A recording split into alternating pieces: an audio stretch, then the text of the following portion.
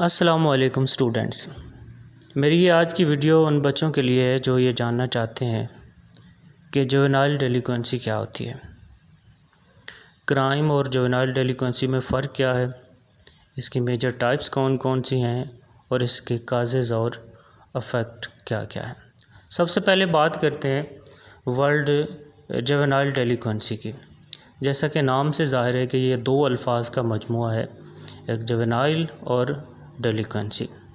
Juvenile کے لفظی معنی ہیں نو عمر، نابالغ یا کم سن۔ ہر کنٹری کے کنسٹیٹیوشن میں اس کی مختلف ڈیفینیشنز ہیں، جو پاکستانی قانون ہے اس کے مطابق ہر وہ شخص جو 18 سال سے کم ہے اس کو جوینائل کنسیڈر کیا جاتا ہے۔ اور ڈیلینکوئنسی کے معنی ہے کوئی بھی ایسا ایکٹ جس میں لا کی وائلیشن کی جاتی ہے اس کو ڈیلینکوئنسی کہا جاتا ہے۔ تو کوئی بھی ایسا فعل جس میں قانون کی خلاف ورزی پائی جائے اور یہ فعل کسی 18 سال سے کم عمر بچے سے سرزد ہو، اس کو جوینائل ڈیلینکوئنسی کہا جائے گا۔ تو انگلش میں کہیں گے کہ violation of law by a child is called juvenile delinquency. اب سوال یہ پیدا ہوتا ہے کہ کرائم بھی وائلیشن آف لا ہے، جوینائل ڈیلینکوئنسی بھی وائلیشن آف لا ہے، تو اس میں فرق کیا ہے؟ فرق یہ ہے کہ جو کرائم، جو وائلیشن 18 سال یا اس سے بڑی عمر کے شخص کرے گا وائلیشن، وہ کرائم کہلائے گا، اور جو وائلیشن 18 سال سے کم ایج کا کوئی ینگ کرے گا اس کو جوینائل ڈیلینکوئنسی کہیں گے۔ اب آتے ہیں اس کی ٹائپس کی طرف۔ تو دو میجر ٹائپس ایسی ہیں جن کا ذکر کرنا ضروری ہے۔ نمبر 1 ہے انڈیویجول ڈیلینکوئنسی، ایسی وائلیشن جو کوئی بھی نوجوان اپنے ذاتی ڈیسیژن، کسی انوالومنٹ کے بغیر کوئی وائلیشن کرتا ہے، جس میں کوئی تھرڈ پرسن جو ہے وہ انوالو نہیں ہوتا، اس کو انڈیویجول ڈیلینکوئنسی کہیں گے۔ جیسے کوئی بچہ کسی ساتھ والے دوست کے بیگ سے کوئی چیز چوری کر لیتا ہے، کسی کو گلی میں جاتے ہوئے مار دیتا ہے، کسی کی ہراسمنٹ کرتا ہے، ٹھیک ہے، تو یہ اس کا پرسنل ڈیسیژن ہوگا جس میں کسی کی وائلیشن یا مشورہ شامل نہیں ہوگا، وہ انڈیویجول کہلائے گا۔ اب گروپ بیسڈ ڈیلینکوئنسی کیا ہے؟ جس میں مختلف دوستوں کا گروپ شامل ہوتا ہے،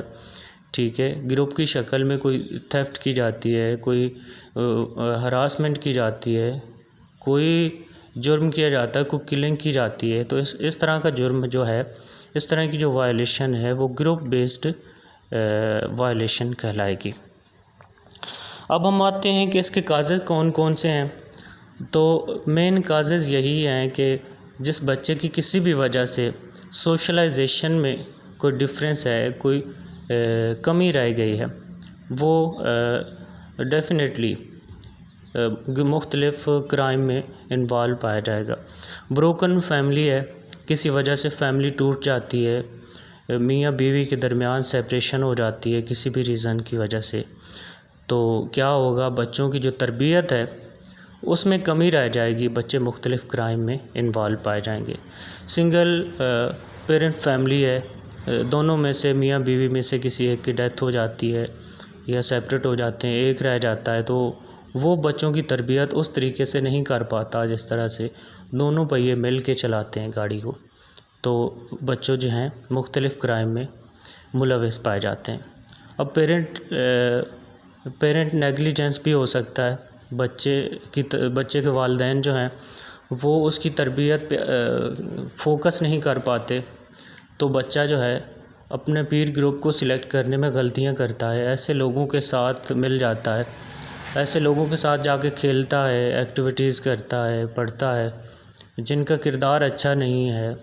جو کرائم فیملی سے تعلق رکھتے ہیں، تو ڈیفینیٹلی بچہ ان سے اثر لے گا، ان سے چیزیں سیکھے گا، تو کیا ہے وہ اچھا شہری نہیں بن پائے گا، وہ جوینائل بن جائے گا، ڈیلینکوئنٹ بن جائے گا۔ اب ڈیلینکوئنٹ پیر گروپ بھی ہو سکتا ہے، جیسے کہ میں نے پہلے بات کی کہ ایسے بچے